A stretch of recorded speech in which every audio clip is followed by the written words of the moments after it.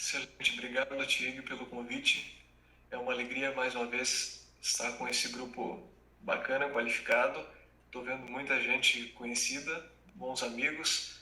O André, meu amigo da PUC, a Bruna, que eu conheci na UFSM, em Santa Maria, o professor César, o professor Eduardo, o Eduardo Alves aqui da PUC, o professor Frank, a Luana da UFSC, o Ricardo aqui da PUC, uma galera que eu já conheci, que eu fico feliz de encontrar aqui na audiência, e todo o pessoal da Federal de Santa Maria, que eu ainda não tive a oportunidade de conhecer, mas que eu espero que esse dia chegue brevemente.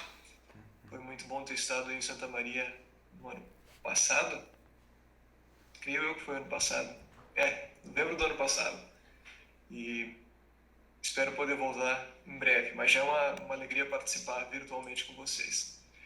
Eu vou compartilhar minha tela, não costumo usar o Google Meeting para compartilhar. Vamos ver se eu consigo com facilidade.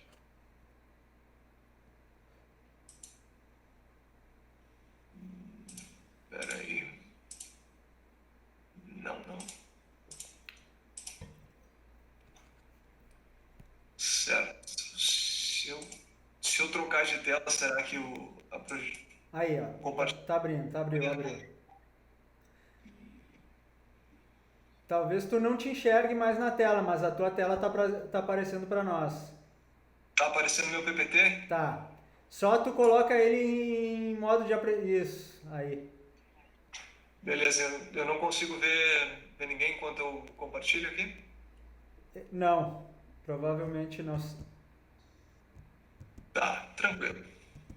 Mas nós, Bom, então, mas nós estamos aqui, sim. qualquer coisa tu pergunta se a gente ainda tá aqui. Beleza, tranquilo. Se por acaso tiver algum problema com conexão também, só me avisar. Tá. O meu tema de hoje é anulabilidade e princípios sobre conhecimento inferencial.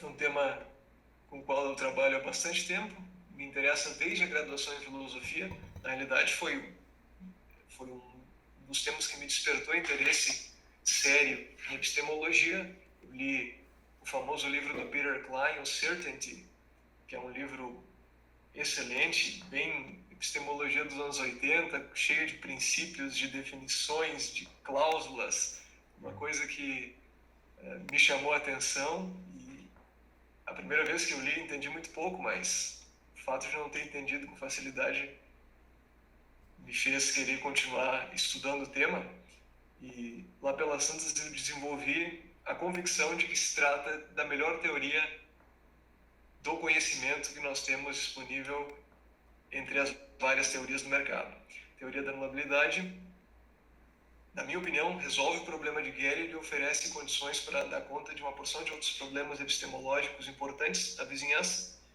E um deles são esses problemas que eu vou trazer aqui quando eu falar sobre conhecimento inferencial. Eu vou me deter especificamente a um princípio sobre conhecimento inferencial. A minha pergunta central é esta aqui: como a teoria da anulabilidade reage em face dos desafios à ortodoxia sobre o conhecimento inferencial? Claro que para que essa pergunta faça sentido para todo mundo, eu vou precisar explicar o que é a teoria da anulabilidade, a que ela se pretende, qual é o propósito dela nesse contexto, o que é conhecimento inferencial e qual é a perspectiva ortodoxa sobre o conhecimento inferencial, e quais são, por fim, esses desafios apresentados à perspectiva ortodoxa. Depois de tudo isso compreendido, eu posso dizer como é que a teoria da anulabilidade reage e por que eu acho a reação boa. É uma reação minha, não é uma reação de outros anulabilistas. Eu estou empregando a teoria da anulabilidade por conta própria para fazer o que eu acho ser um tratamento adequado desses desafios à ortodoxia sobre o conhecimento inferencial. Eu peço perdão se, por acaso, eventualmente todos os colegas já ouviram longas explicações sobre o problema de Gödel, mas é inevitável que se parta daqui para se explicar a teoria da anulabilidade e o seu propósito nesse contexto. O problema de Gödel é basicamente o desafio à perspectiva clássica, tradicional ou standard de conhecimento. Parece que no início dos anos 60 havia uma ideia compartilhada na comunidade de epistemólogos, de filósofos, sobre no que consistia o conhecimento. E a ideia é que conhecimento era crença verdadeira justificada. Justificação, por ora tomada como internista, como Tyson faria, já no final dos anos 50 e início dos anos 60, por ora tomada como um item externista, como o A.J. Ayer já fazia nos anos 50, e depois o Alvin Goldman seguiu a tradição confiabilista. Essa perspectiva, essa ideia de que conhecimento era equivalente à crença verdadeira justificada, de acordo com o Edmund Geyer, o filósofo que escreveu o famoso paper de 63, conhecimento é crença justificada, perguntando se isso era o caso, o Geyer diz que era uma perspectiva platônica, inclusive, que o Platão teria cogitado a ideia de que conhecimento fosse idêntico à crença verdadeira justificada no Mênon e teria aceitado essa ideia no Teteto. Se isso é fato ou não, aí os scholars do Platão podem dizer com mais segurança, mas o interessante é que, de fato, nos anos 50, final dos anos 50, havia uma série de formulações de definição de conhecimento que caminhavam nessa direção. Em resposta a essa definição padrão do conhecimento, o Edmund Geyer ofereceu dois contra-exemplos da definição, mostrando que poderia haver situações, cenários, em que o sujeito, o protagonista, teria a crença verdadeira justificada sem que tivesse conhecimento.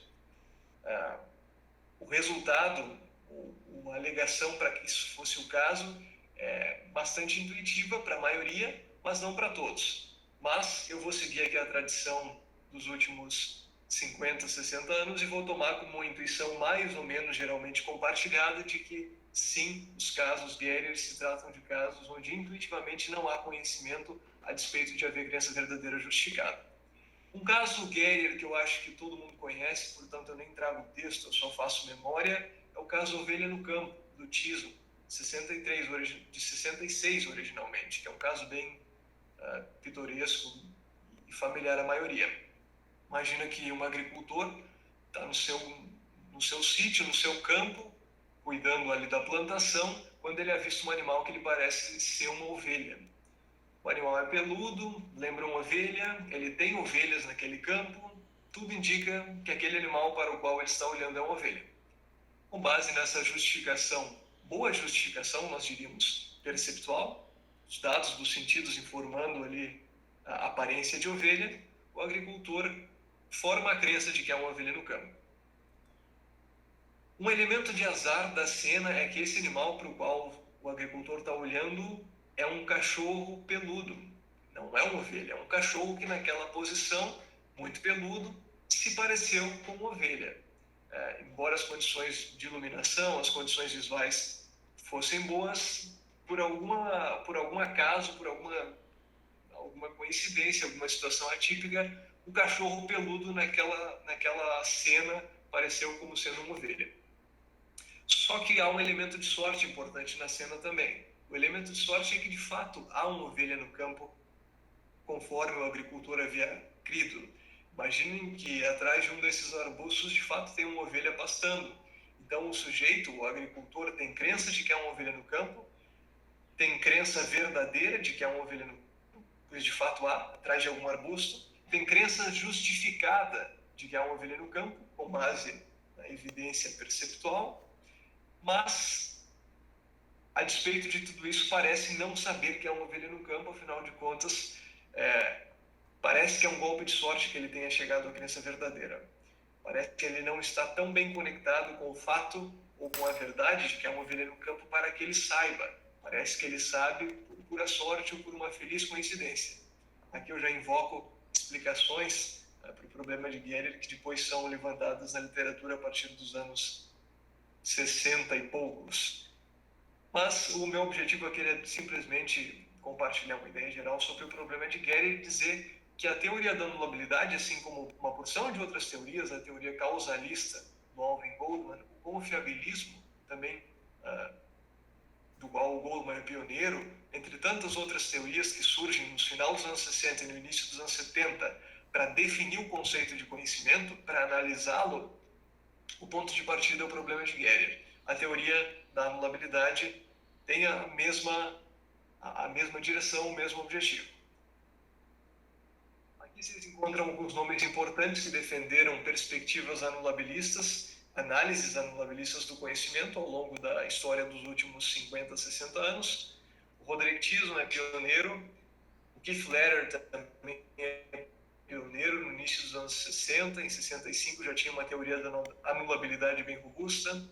O Marshall Swain, uma figura clássica, o John Pollock, o Risto Rheopin e o grande defensor da teoria da anulabilidade, quem mais desenvolveu a teoria na história recente da epistemologia, o Peter Klein. Eu coloco aqui em uma fonte um pouquinho menor uma pretensão do professor Cláudio de Almeida e minha de estar entre essa turma de anulabilistas. Nós nos consideramos anulabilistas porque pensamos, assim como esses autores, que a teoria é de fato a melhor solução ao problema de Gödel, e nós tentamos, em 2016, publicar um paper respondendo aquelas objeções que haviam na literatura e que descartavam muito rapidamente a teoria da anulabilidade. Portanto, esse artigo é como se fosse um revival da teoria na cena contemporânea. É um pouco do que o Fred Adams fez em 2005 com as teorias do rastreamento do Nosey. Elas estavam adormecidas, tomadas como mortas enterradas na literatura. O Fred Dretske, em 2005, pretendeu retomá-las e colocá-las à cena novamente, e o Cláudio e eu também gostaríamos de fazer o mesmo com a teoria da anulabilidade. Sobre a teoria em si, eu vou trazer alguns elementos que eu acho que são importantes para a reflexão.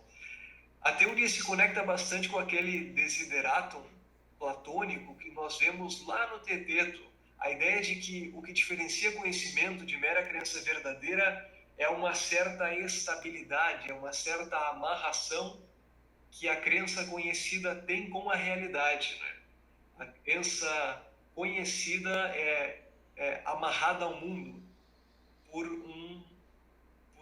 alguma account of the reason why, por alguma explicação do porquê ela é verdadeira. O que nós tomamos hoje contemporaneamente como justificação doxástica, justificação para crer. Ou crer justificadamente, como seria mais correto dizer. O Rintica expressa um pouco essa ideia, essa noção, esse desideratum de estabilidade que a teoria da anulabilidade tenta recuperar. E aqui eu cito Rintica, seu clássico livro de lógica epistêmica, 62, Knowledge and Belief. Se alguém diz eu sei que P, nesse sentido forte de conhecimento, ele implicitamente nega que alguma nova informação o levaria a mudar de opinião. Ele se compromete com a ideia de que ele continuaria dizendo que ele sabe que P é verdadeiro. Ou pelo menos continuaria dizendo que P é de fato verdadeiro, mesmo se ele soubesse mais do que ele sabe agora. A ideia é a seguinte: quando eu sei que P, tudo mais que eu passar a saber não me demoverá do conhecimento de que P. Soa um pouco dogmatista, inclusive, mas com as condições mais explicitadas, a gente se livra facilmente de qualquer penumbra dogmatista aqui. A ideia é que quando eu sei que P, eu tenho uma justificação para P que é resistente à verdade. Eu posso colocar quaisquer verdades na minha vida mental e eu não deixo de saber que P. Eu posso ser informado de qualquer coisa a respeito de si P e mesmo assim eu mantenho justificação e crença em P. Quando isso acontece, significa que a minha justificação é resistente à verdade, que ela é forte o suficiente para que eu saiba. Pelo menos esse é o núcleo conceitual da teoria da anulabilidade. Bom, a teoria da anulabilidade, o nome já indica, ela dá destaque a um elemento importante para o teste que identifica se ou não eu tenho conhecimento numa certa cena, a saber, os anuladores ou derrotadores. Na realidade, a gente deveria traduzir a teoria da anulabilidade, deveríamos chamá-la de teoria da derrotabilidade, seria uma tradução mais fiel ao termo em inglês, the feasibility theory, né? Porque a anulabilidade tem mais a ver com os overriders que a gente costuma empregar para testes de crença racional. A crença racional só é racional quando não há overriders, anuladores para ela, quando não há outras crenças no sistema doxástico, o belief box do sujeito, que estão incoerentes com essa que é alvo, que é objeto de justificação, se tudo der certo. No caso da teoria da derrotabilidade, as condições são um pouquinho diferentes, mas tudo isso para dizer que o elemento central, a noção importante dessa teoria é a noção de derrotador. É ele que vai explicar por que num caso Guerrier, por exemplo, o sujeito não tem conhecimento. E o derrotador pode ser definido muito simplesmente com a seguinte definição, com as seguintes condições. D, proposição D, é um derrotador da justificação J de S para crer que P, se e somente se essas três condições se dão. D é uma proposição verdadeira, não há derrotador falso. Anuladores há anuladores falsos, não é? Por exemplo, anuladores, testemunhos falsos ou proposições enganadoras que te demovem da crença justificada. Mas o derrotador é verdade por definição. É uma proposição verdadeira por definição. A proposição derrotadora não faz parte do sistema de crenças de S. O sujeito está completamente alheio à existência dessa verdade derrotadora. E por último, a conjunção do derrotador com todos os demais itens que justificam o sujeito em crer que P, essa conjunção não mais justifica o sujeito, torna o sujeito justificado em crer que P. Bom, vamos tentar aplicar isso então no caso da ovelha no campo. No caso da ovelha no campo, a gente pode pensar na seguinte proposição: o animal para o qual o agricultor está olhando é um cachorro. Bom, é uma proposição verdadeira, de fato, ele está olhando para um cachorro. O sujeito é completamente alheio a essa proposição verdadeira, ele não faz ideia de que está olhando para um cachorro. E a conjunção da proposição verdadeira, estou olhando para um cachorro, com os demais justificadores para P, para a crença de que há uma ovelha no campo, torna o sujeito injustificado em manter a crença de que P. Se eu coloco no sistema de crenças a proposição verdadeira, aquele animal para o qual estou olhando é um cachorro, eu deixo de crer que P, porque a minha justificação perceptual, as minhas evidências perceptuais deixam de ser boas para me manter justificado em crer que P. Portanto, este é o teste da resistência à verdade. Eu só tenho conhecimento quando a minha justificação resiste ao acréscimo de verdades na minha vida mental. No caso da ovelha no campo, se eu coloco a proposição verdadeira de que o animal é um cachorro, eu não mais fico justificado em crer que P. Porque aí, aquela aparência toda, aparência de ovelha, deixa de ser boa razão para crer que é uma ovelha no campo, né? Afinal de contas, eu sei que é um cachorro. Tanto a teoria da anulabilidade propõe que a gente faça o acréscimo da seguinte condição, aquelas três condições clássicas e tradicionais que o Guerrier disse que não eram suficientes para saber que P. Então, além de ser verdadeiro que P, de eu crer que P, de eu crer justificadamente que P, eu devo ter uma justificação que não é derrotada. Tem que ser verdadeiro que não há qualquer derrotador da justificação de S para crer que P, para que ele saiba. É uma qualificação da terceira condição, portanto, a quarta condição. O sujeito sabe quando não tem derrotadores para sua justificação. Tudo bem até aí, até, na realidade, 1965, quando um excelente caso é desenvolvido pelo Keith Leder e pelo Thomas Paxson, num breve artigo que eles publicam ao final dos anos 60, creio eu que é 69, sim. O famoso caso da senhora Grabbit. Esse caso revela uma pequena deficiência na análise anulabilista que tem que ser corrigida, senão ela fica incorreta. Ela toma casos de conhecimento como casos de ignorância, ela fica muito forte. O caso é o seguinte: imagine que eu estou na biblioteca preparando o meu trabalho de teoria do conhecimento e eu vejo o meu colega de turma, o Tom Grabbit, esse é o sobrenome dele, é o Tom Grabbit. Eu vejo ele escondendo um livro debaixo do casaco na biblioteca e saindo de fininho. Eu conheço o Tom, ele é meu colega de turma, eu lembro de como o Tom se parece, eu estou tendo excelentes evidências perceptuais, dados sensoriais que me levam a crer que eu estou vendo de fato o Tom. Então, com base em tudo isso, eu creio que aquele cara é o Tom e que o Tom é o ladrão de livros. Mas tem detalhes importantes para examinar essa cena do ladrão de livros. Vamos concordar que de fato esta crença é verdadeira. O Tom é mesmo o ladrão de livros. Aquele cara que eu estou olhando é de fato o Tom, roubando o livro da biblioteca. Portanto, eu tenho crença de que o Tom é o ladrão, é verdade que o Tom é o ladrão, eu tenho justificação ao crer que o Tom é o ladrão, justificação perceptual de boa qualidade, só que há proposições verdadeiras que, se adicionadas à minha vida mental, se eu passasse a sabê-las, me fariam injustificado em manter a crença de que o Tom é o ladrão. Uma proposição verdadeira é a seguinte: a senhora Grabbit, a mãe do Tom, testemunha que enquanto o Tom estava viajando, o irmão gêmeo dele estava na biblioteca no dia em questão. Bom, agora parece que eu adquiri um derrotador para minha justificação de que o Tom é o ladrão dos livros, não é? Se eu passo a saber que a mãe dele, a senhora Grabbit, disse que ele não estava na biblioteca, quem estava era o irmão gêmeo dele, toda aquela minha justificação perceptual fica ociosa. Ela já não é mais boa razão para manter a crença de que o Tom é o ladrão. Mas imagine que também é verdade sobre esse caso o seguinte: a senhora Grabbit, essa senhora, mãe do Tom, ela sofre de Alzheimer avançado e ela está fazendo uma alegação falsa sobre um gênio que não existe. Ela já está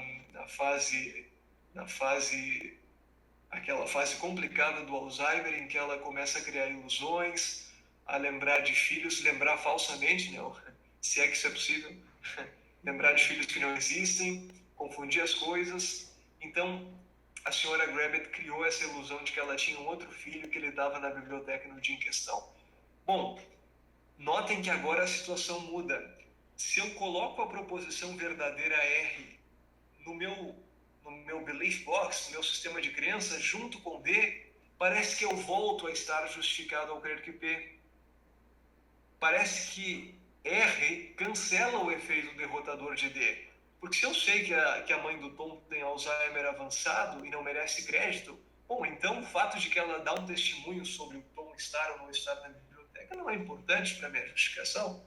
Eu posso dispensar completamente o testemunho da mãe do Tom quando eu sei que ela se encontra numa situação de saúde que impossibilita ela de ser testemunha confiável.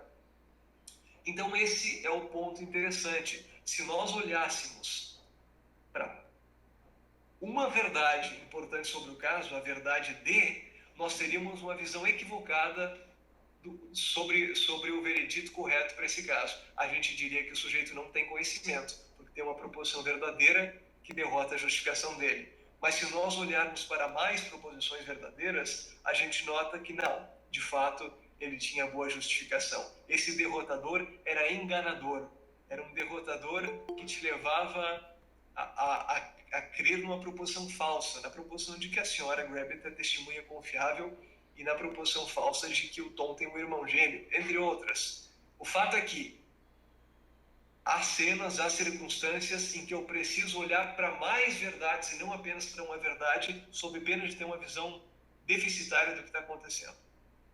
A proposição R é o que nós chamamos de restaurador. Restaurador é aquela proposição verdadeira que cancela o efeito da proposição derrotadora.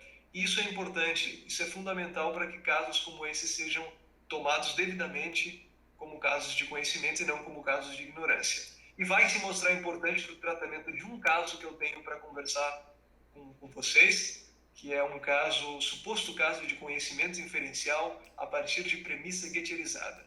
Vai me interessar mais adiante. Então está aqui a reforma que os anulabilistas pretendem para a teoria. A quarta condição seria essa: não há qualquer derrotador genuíno da justificação de P para S. Todo derrotador da justificação de P para S é um derrotador enganador. Quer dizer, se há verdades que parecem te demover de crença justificada, caso fossem aprendidas por ti, elas são derrotadores enganadores. O efeito dessas verdades é cancelado por outras verdades importantes na vizinhança. Como nosso objeto para essa tarde é conhecimento inferencial, eu achei interessante trazer aqui uma definição customizada, anulabilista, para conhecimento inferencial. Eu sei inferencialmente que P, se eu creio justificadamente que P P verdadeiro, e todo derrotador da justificação das razões de S para P é um derrotador enganador. Quer dizer, é importante que qualquer derrotador que eu tenha para qualquer uma dessas razões que o S tem para uma certa conclusão seja enganador e não genuíno.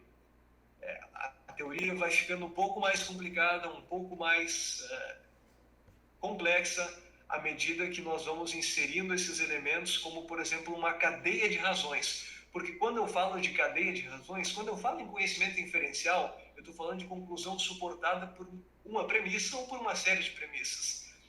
Então é importante que eu olhe para a justificação de cada uma dessas premissas.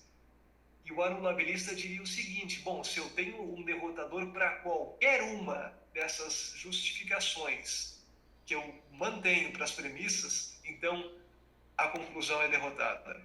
Aqui uma análise bem complexa, mas que captura, pelo menos nesse primeiro disjunto, e eu convido vocês a prestar atenção só nesse primeiro disjunto, o que o anulabilista tem a dizer sobre conhecimento inferencial. Suponha que existe uma cadeia de justificadores de E até H. A evidência justifica E1 justifica E2, E2 justifica E3. Imagine aqui uma cadeia evidencial, premissa 1 justificando premissa 2, justificando premissa 3, até a hipótese, até a proposição alvo. Bom, no contexto do conhecimento inferencial, de cadeias inferenciais longas, como é que eu defino derrotador? Um derrotador da justificação proposicional de uma hipótese por uma evidência é uma proposição verdadeira que é tal que a conjunção dessa proposição verdadeira com qualquer proposição que precede H na cadeia de justificação, falha em justificar o seu elo imediatamente subsequente na cadeia até a proposição alvo. De novo, pessoal, talvez isso aqui esteja demasiadamente complexo, talvez desnecessariamente complexo. A ideia é muito simples. Quando se fala de conhecimento inferencial, estamos falando de uma conclusão suportada por uma porção de premissas. Cada uma dessas premissas é, por sua vez, justificada pela premissa anterior, e o anulabilista dirá que é importante que não haja derrotador para a justificação de nenhuma das justificações para essas premissas. Qualquer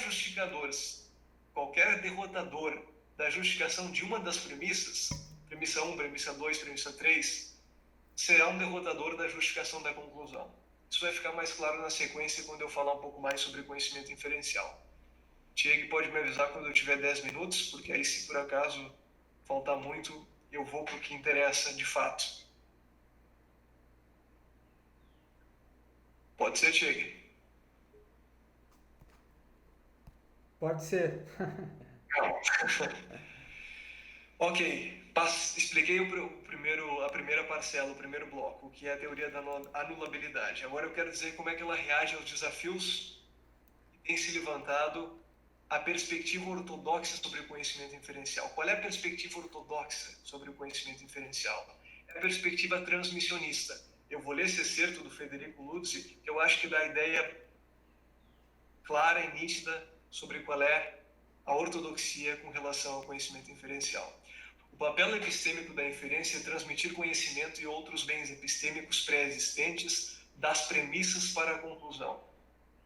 Como tal, ela serve para estender o nosso corpo de conhecimento.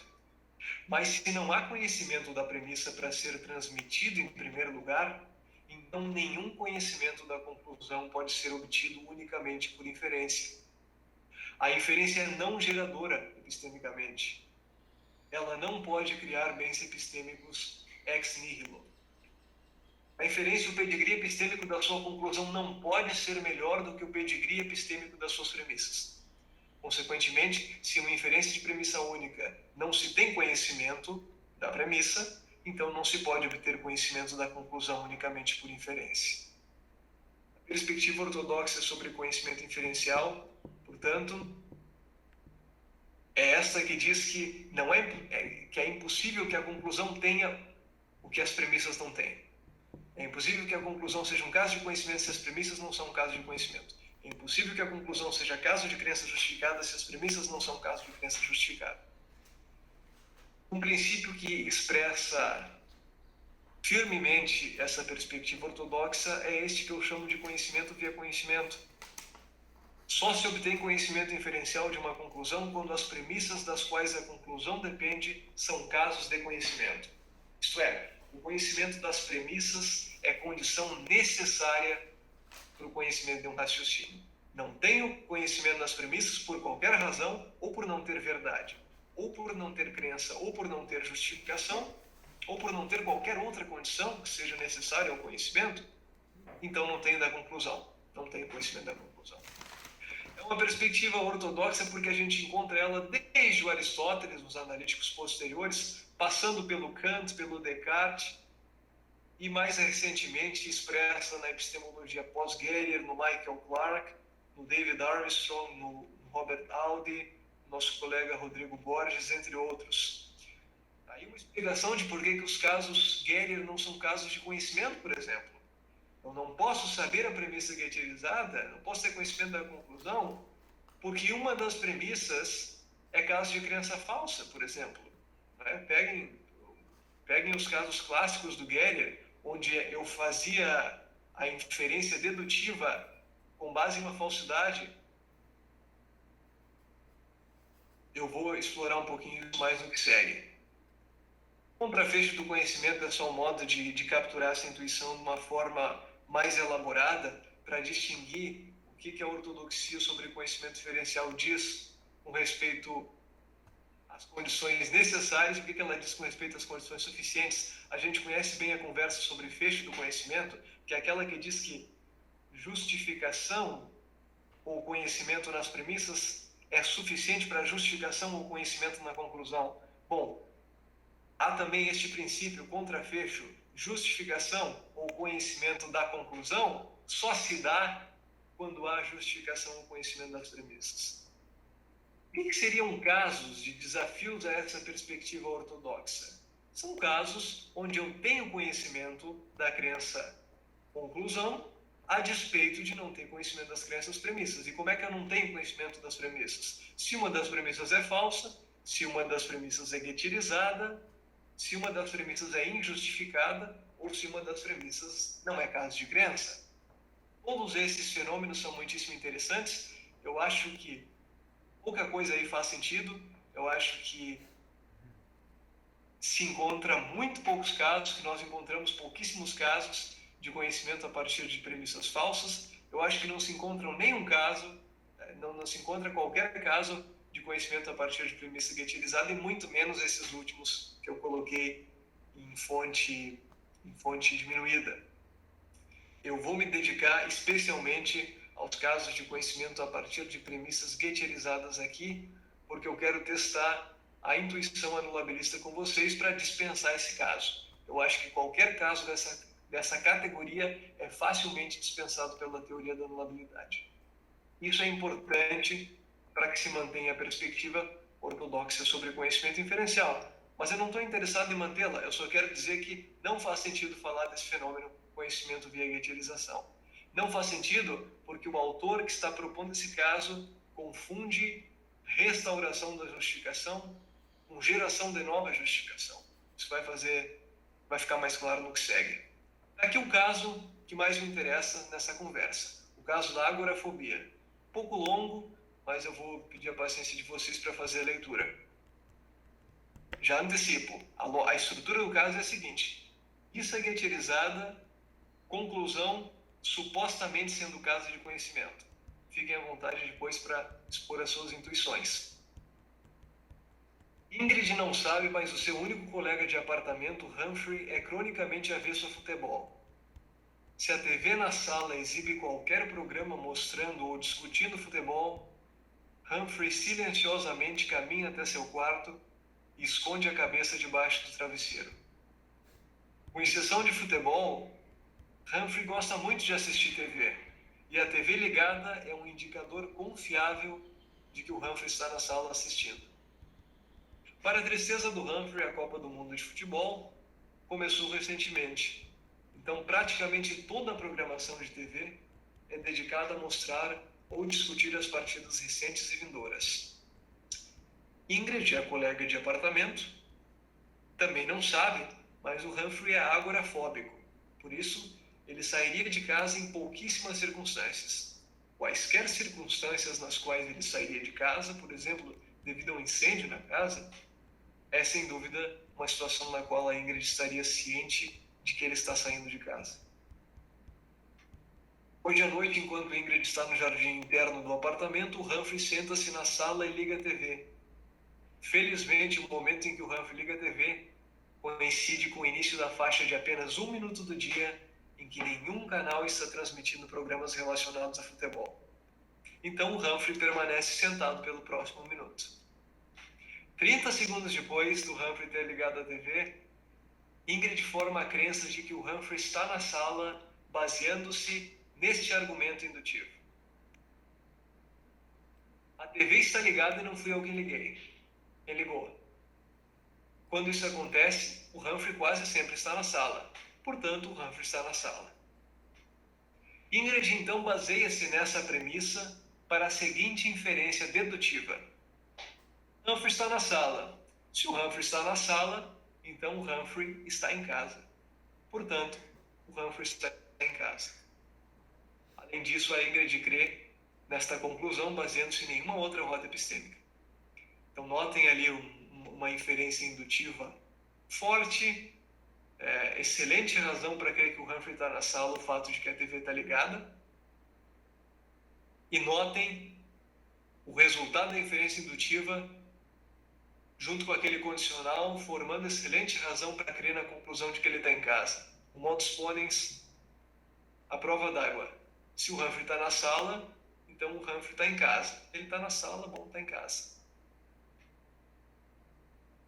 Por que a agorafobia é um problema para a explicação anulabilista? Porque parece que a gente consegue encontrar um anulador para esse caso, não é? Um derrotador, melhor dizendo. Vocês lembram que o teste anulabilista é o seguinte: se eu encontrar uma verdade tal que, se ela é jogada no sistema de crenças do sujeito, se o sujeito é informado sobre essa verdade, se ele passa a crer nessa verdade e ele fica injustificado a manter a crença-alvo, então esse é um caso de ignorância, esse não é um caso de conhecimento. Imagine, por exemplo, que a Ingrid é informada da seguinte proposição verdadeira: o Humphrey é totalmente avesso a futebol e quando aparece futebol na TV, ele vai para a cama, se esconde com a cabeça embaixo do travesseiro. E este é o momento do ano, é o momento da semana em que a programação é massivamente programação de futebol. Bom, se a Ingrid passa a saber, isso é verdadeiro, lembrem-se desses detalhes interessantes sobre a personalidade do Humphrey. Se a Ingrid passa a saber sobre isso, se ela é informada desta verdade, se esta proposição verdadeira faz do sistema de crenças da Ingrid, ela perde completamente a justificação para crer que o Humphrey está na sala. Porque toda a justificação que ela tinha para crer que o Humphrey está na sala dependia dessas razões expressas em A e B, de que a TV ligada é um indicativo de que ele está na sala. Só que nesse caso a TV ligada não é indicativo de que ele está na sala. Porque ele deixa a TV ligada ao se esconder embaixo do travesseiro quando tem essa programação sobre futebol. Então, se a Ingrid passasse a saber sobre esses detalhes com relação à personalidade do Humphrey, ela perderia justificação para crer que o Humphrey está na sala e, portanto, perderia uma das premissas centrais, fundamentais, para fazer o modus ponens que leva ela até a conclusão de que o Humphrey está em casa. Em termos de derrotadores, embora o fato de que os programas nessa época do ano focam usualmente em futebol haja como um derrotador para a crença de Ingrid, no caso da sua crença em 3, a crença de que o Humphrey está em casa, esse derrotador é ele mesmo derrotado pelo papa derrotador de que o Humphrey é agorafóbico. Isso é um detalhe importante, pessoal, sobre a teoria da anulabilidade. Assim como existem anuladores de anuladores, existem derrotadores de derrotadores. O restaurador age assim. Vocês lembram do caso da senhora Gravitt? O restaurador, a proposição verdadeira dizendo que ela tinha Alzheimer, ele é um derrotador do derrotador. Ele cancela o efeito, neutraliza o efeito do derrotador. E segundo este autor, o Federico Luzzi, O mesmo acontece com este caso do Humphrey. Embora haja a proposição verdadeira de que a programação está focada em futebol e o Humphrey sai da sala quando tem futebol, existe uma outra verdade importante na cena, a verdade de que ele é agorafóbico. Segundo Lutze, a derrota genuína da justificação da premissa, mas não da conclusão. O que o Lutze quer dizer? A conclusão é caso de conhecimento porque nós temos derrota enganadora da conclusão. A genuína é somente das premissas. Eu discordo. Eu quero deixar bem clara a razão pela qual eu discordo. Eu acho que ela é elucidativa para a compreensão da teoria da anulabilidade. Tem uma diferença cabal, deve ser compreendida para se aplicar ao veredito anulabilista. Deve-se perceber, se compreender, se é a verdade a proposição derrotadora, se ela está agindo como um restaurador da justificação ou se ela está gerando nova justificação para o sujeito. Porque notem que se eu ficar jogando verdades da vida mental do sujeito à revelia, eu posso daqui a pouco tomar um caso Gerer como um caso de conhecimento incorretamente. Imagine que eu coloco na vida mental do sujeito getierizado, do agricultor, a crença verdadeira de que há uma ovelha atrás de um arbusto. Bom, se ele passa a saber disso, ele tem justificação para crer que há uma ovelha no campo, mas não a sua justificação original, não a justificação que provinha da evidência perceptual do cachorro. O que eu faço quando eu coloco a verdade de que há uma ovelha atrás do arbusto com o sujeito getierizado é dar a ele uma nova justificação. No caso da senhora Grabbit, eu não dou a ela uma nova justificação quando eu conto, quando eu informo o sujeito sobre o Alzheimer da senhora Grabbit. Eu simplesmente neutralizo o efeito do derrotador. Eu restauro a justificação. E essa distinção é a distinção cabal entre restauração e geração de nova justificação. Eu acho que o Federico Lutze, o autor que bolou esse caso e que acha e que acredita na possibilidade de conhecimento inferencial com base em premissa getierizada, está confundindo essas duas coisas. E essa confusão ela não é nova na epistemologia contemporânea. Como eu disse a vocês, o objetivo daquele artigo que eu publiquei com o Cláudio era justamente atacar uma porção de contra-exemplos que dispensam a teoria facilmente por vereditos incorretos que supostamente ela entrega. O John Turry faz isso, o Richard Foley faz isso, o Richard Feldman faz isso, entre outros. E agora eu acho que o Federico Lutze está fazendo isso com esse caso também. Notem que no caso do Humphrey, o fato de que ele é agorafóbico não é um restaurador para sua justificação apoiando a crença de que ele está em casa. Esse fato é uma razão completamente nova para crer que ele está em casa. A justificação original provinha do seu hábito de ver TV na sala. Então lembrem-se do que o Lutze estava dizendo. Parece que tem um derrotador interessante para esse caso, né? Um derrotador de que a programação é sobre futebol e o cara, se vê futebol, deixa a TV ligada e vai para o quarto botar a cabeça embaixo do travesseiro. Continua o Lutze. Mas esse derrotador pode ser neutralizado por um outro derrotador, por um restaurador. E o restaurador é o seguinte: o sujeito, o Humphrey, é agorafóbico, ele não sai de casa. Se a Ingrid também passa a saber disso, aí ela permanece justificada a crer que o Humphrey está na sala, inclusive a crer que ele está em casa, ele não sai de casa por qualquer razão.